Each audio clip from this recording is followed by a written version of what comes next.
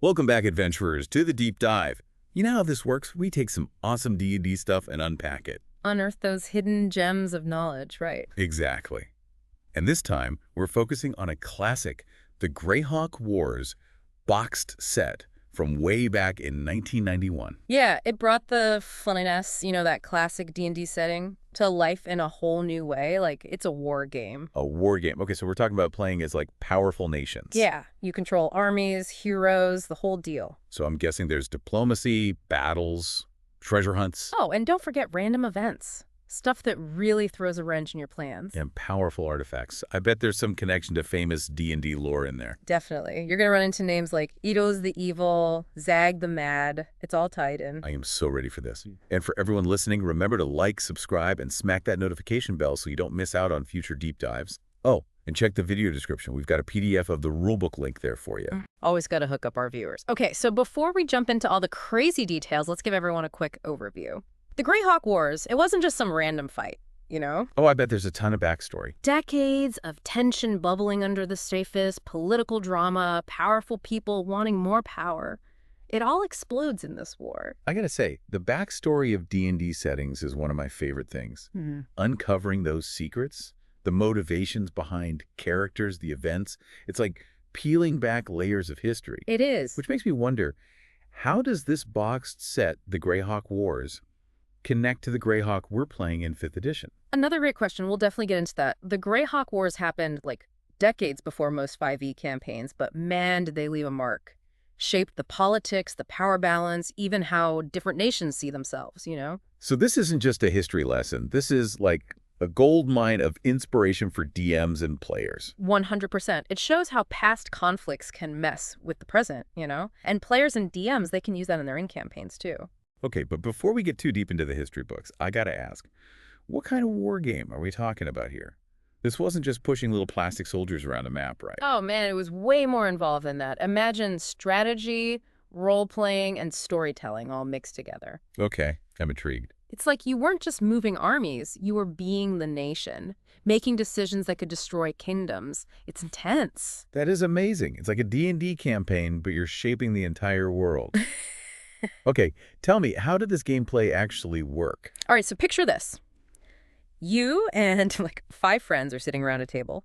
Each of you chooses a major power in the Flanaess. Okay, I like where this is going. You could be King Belvor of Furiandi, all noble and stuff, or maybe you're feeling a little evil and choose Iuz. Don't forget the Overking. If it V, he's always a fun one to play. Oh yeah, he's a classic.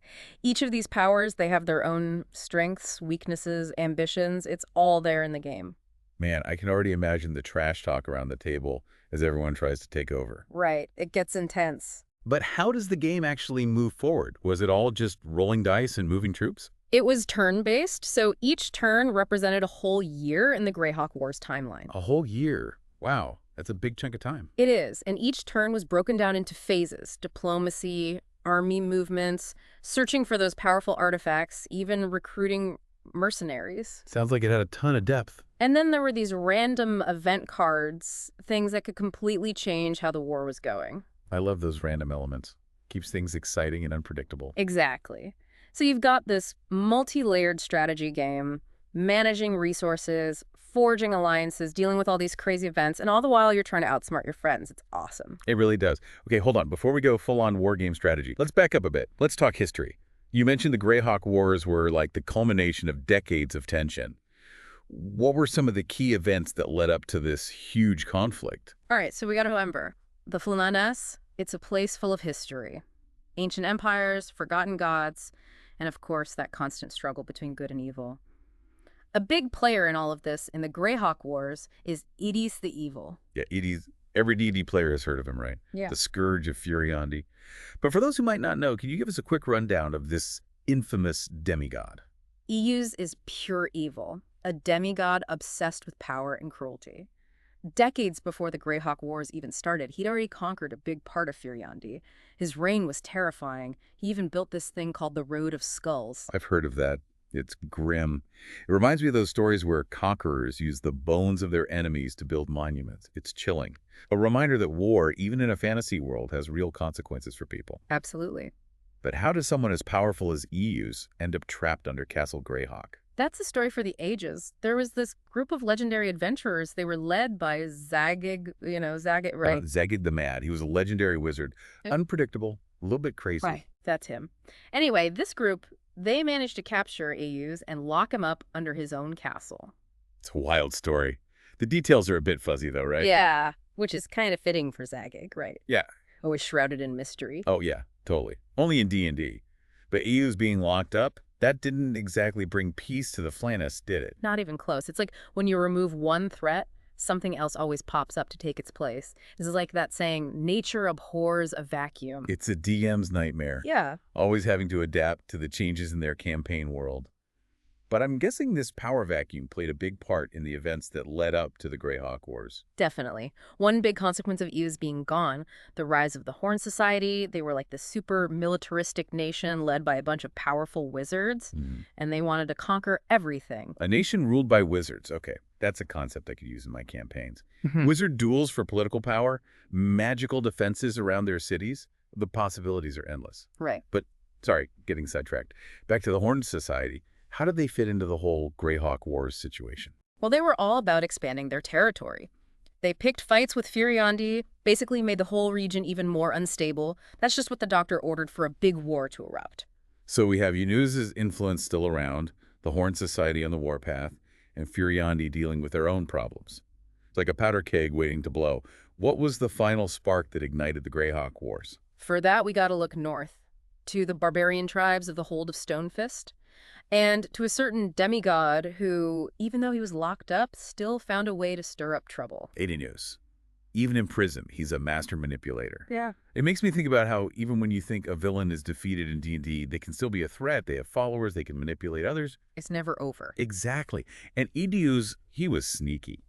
Disguised himself as a new god, called himself Vatun, and tricked those barbarian tribes into attacking 10. 10. Okay, remind me. Where is 10? It's south of Furiondi, a strategically important area, fertile lands. And probably weak defenses if Iuz was targeting them. You got it.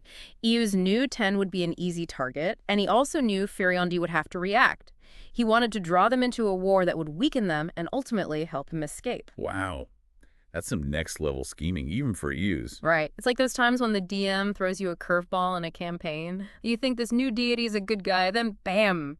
Turns out to be a villain in disguise. Make you question everything. Absolutely. Right. But why 10 specifically? What made them such a prime target? Like we said, fertile land, strategically important, but they also had weak defenses and internal conflicts, ripe for the picking. Duke Ehe, he was the ruler of 10, right? Do we know much about him? He was a decent ruler, but he made some critical mistakes. He underestimated the barbarians, thought they were just disorganized raiders. He even moved troops away from the northern border to deal with those internal conflicts. Classic blunder. Underestimating your enemy. It happens in D&D. It happens in real history. It's a recipe for disaster. Totally agree. And for 10, it was disastrous. The barbarians, led by this fierce warrior, Severed Redbeard, they completely overwhelmed 10's defenses, captured a major city, Calvet, and then marched right on the capital. So Duke Ehe, Yeah. he had to realize he was in trouble, right? Did Yeah. he reach out for help? Oh yeah, he was desperate. Sent messages to Furiondi, other neighboring nations, begging for aid, but most were hesitant to get involved. Come on, people. A barbarian invasion is happening right on their doorstep, and they can't even agree to help each other out. Classic case of every nation for themselves. Exactly. Furiondi was still recovering from their last encounter with Iuz, not to mention worried it was another trap. Fair enough. What about Nyrond? They're a pretty powerful kingdom. They saw a chance to grab some territory while 10 was weak. Classic power play, unfortunately. It's like they were all waiting for someone else to act first. So Yeah. focused on their own problems, they didn't see the bigger picture. And ultimately, it cost 10 dearly. You got it. No help arrived. 10's capital fell. Duke Ehe was killed. The once proud duchy descended into chaos. It's tragic. A cautionary tale, right? Oh, yeah. But the fall of 10, it was a wake-up call for the other nations, wasn't it? You bet. They finally realized this wasn't just a border skirmish, it was the beginning of a huge war. Too little, too late for 10, though. Unfortunately, yeah. Their fate was sealed. The Greyhawk Wars had begun. And that's where we'll have to leave it for now. But don't worry, we'll be back soon to delve deeper into the Greyhawk Wars. We'll cover the key players, the major battles, and the lasting impact of this conflict on the world of Greyhawk. And in the meantime, if you're enjoying the show, don't forget to like, subscribe, and share this episode with your fellow adventurers. We really appreciate your support. And if you have any thoughts or questions about the Greyhawk Wars, be sure to leave a comment below. We always love hearing from you. Man, when 10 fell, it really changed everything. It's like it showed everyone how vulnerable they were, and Iuz with those barbarian allies. It was a serious threat. Yeah, no kidding. Even in a world with magic and heroes, you gotta have your act together, strategically speaking. So, how did the other nations react to all this? Did they finally team up to face Iuz? Well, it wasn't that easy. I mean, yeah, everyone knew they had to do something, but there was still all that old baggage, rivalries, politics. You know how it goes. Furiandi, they were the ones trying to put together a coalition against Iuz, but finding allies, it was tough. Yeah, that doesn't surprise me. Even when facing a big bad like Iuz, you got to deal with the political game. So who actually joined Furiandi's side? Valuna was the most reliable. They were always against Iuz, no question. Small nation, but they had strong clerics and paladins. A good bunch to have on your side. Definitely. But what about the bigger players? Keeland, for example. They're known for their knights, their military strength. They had to see the threat Iuz posed, right? They did, but they were hesitant. Internal problems, and Keelan was pretty far from the front lines. Right, it's like you got to make sure your own house is in order before you start helping others. But what about the elves of Selene? They're supposed to be all about wisdom and balance. Surely they saw the danger. You'd think, but the elves, they like to keep to themselves. Convincing them to join any fight was always an uphill battle. Man, Furiandi had their work cut out for them, trying to build an alliance while facing Iuz's armies. Tough situation. But on the other side, the forces of evil, were they united or were they backstabbing each other too? Iuz might have started the whole thing, but he wasn't exactly known for being a trustworthy guy. He manipulated people, made promises he didn't keep. The other evil factions were definitely suspicious of him. The Horn Society, for example, they were supposed to be Iuz's allies, but they were definitely planning to betray him. Classic, the enemy of my enemy is my friend situation. Those alliances never last long. Speaking of shaky alliances, what about the Great Kingdom? Ivid V, he had to be involved somehow, right? Oh, Ivid was a wild card for sure. He was paranoid, power-hungry. He saw this whole war as an opportunity to grab more land. He didn't care who he had to step on to get it.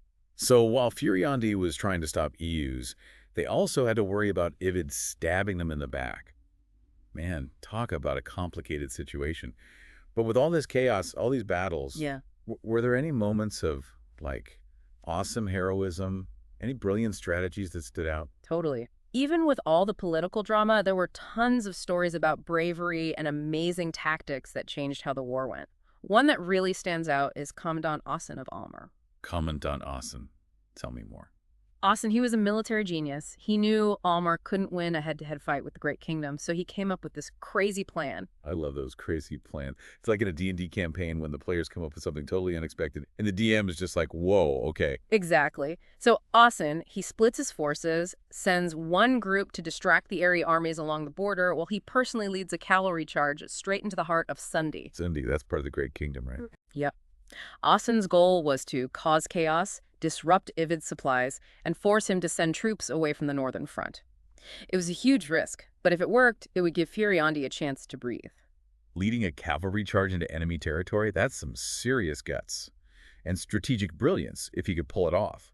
How did he manage to survive against those odds? Asen was a master of deception. He used feints, fake retreats, tricked the Aerie commanders into falling for his traps, and he used the terrain to his advantage.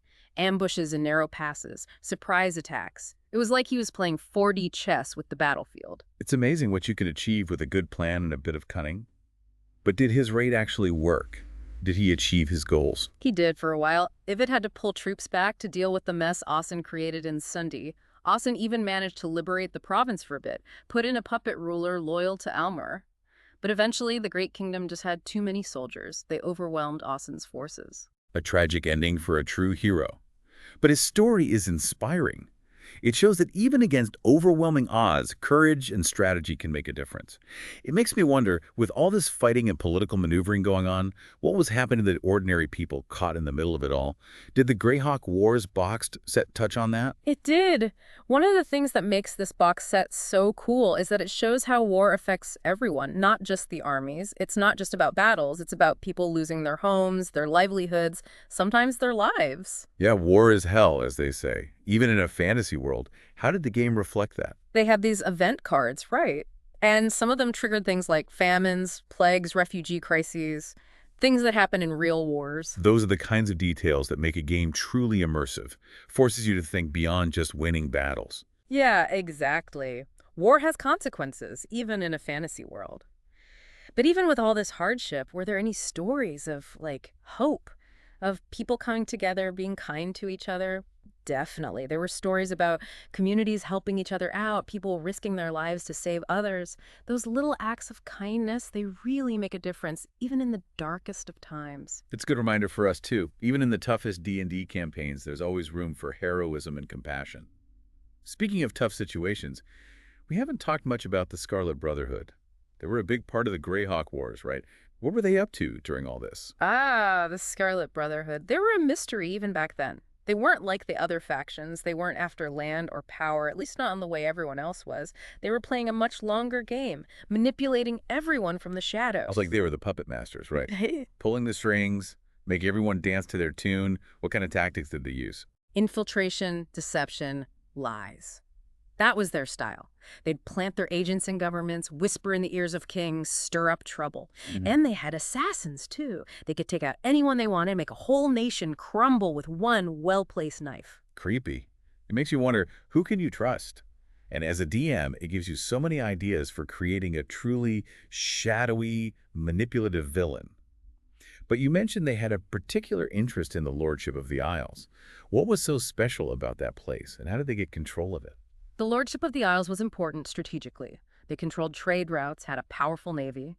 The Scarlet Brotherhood saw that and, of course, wanted it for themselves. They infiltrated the ruling family, put their own puppet in charge. Divide and conquer. It's an effective strategy, unfortunately.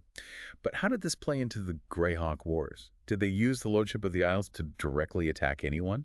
Not directly, no. They were more subtle. They used their ships to disrupt trade, attack coastal cities, and they secretly supplied Iuz and his allies just to keep the war going. So while everyone else was fighting openly, the Scarlet Brotherhood was working in the shadows, making everything worse.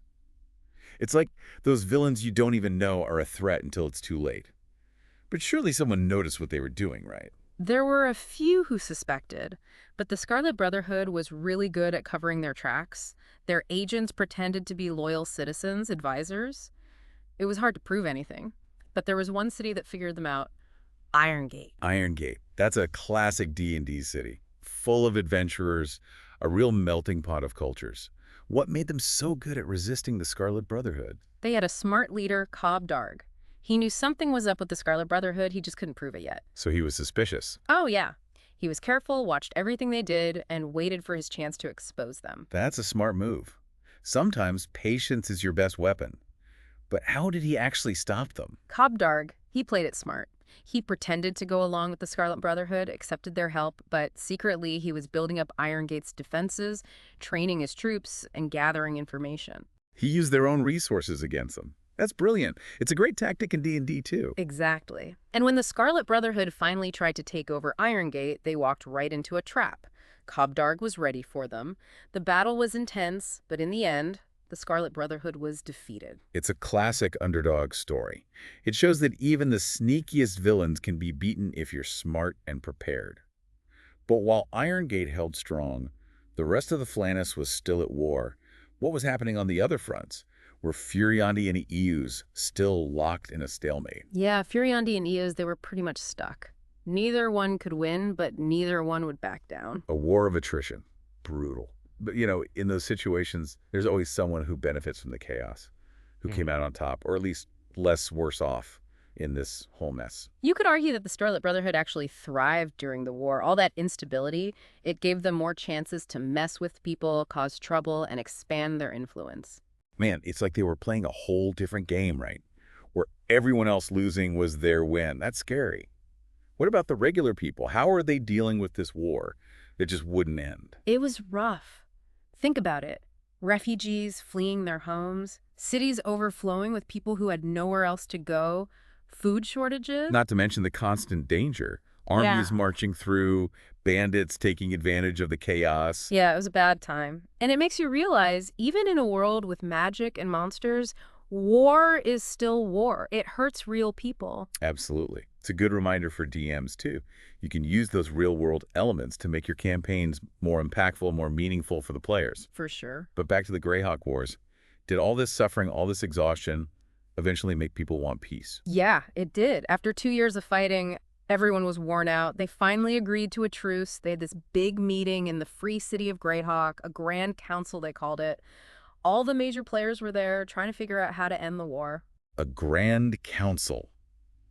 Man, that must have been tense. All those powerful leaders in one room, all with their own agendas. Who was there? Anyone we might recognize from D&D lore. It was like a who's who of Greyhawk. King Belvor of Furiondi was there, representing the good guys, of course. The Horn Society sent their leader, the Hierarch, super mysterious guy. Nobody really knew anything about him. Spooky. What about the Scarlet Brotherhood? Were they there too? Oh, they were there, lurking in the shadows, watching everything. You know they loved that kind of situation. Definitely. But with all those big personalities, all those old grudges, I bet the negotiations were a mess. It was a total disaster at first. People yelling at each other, making threats. It felt like the war would start again right there in the council chambers. It's like that saying, the more things change, the more they stay the same. Right. Even when the world's falling apart, people still can't get over their old squabbles. It happens in D&D, it happens in real life. It's human nature, I guess.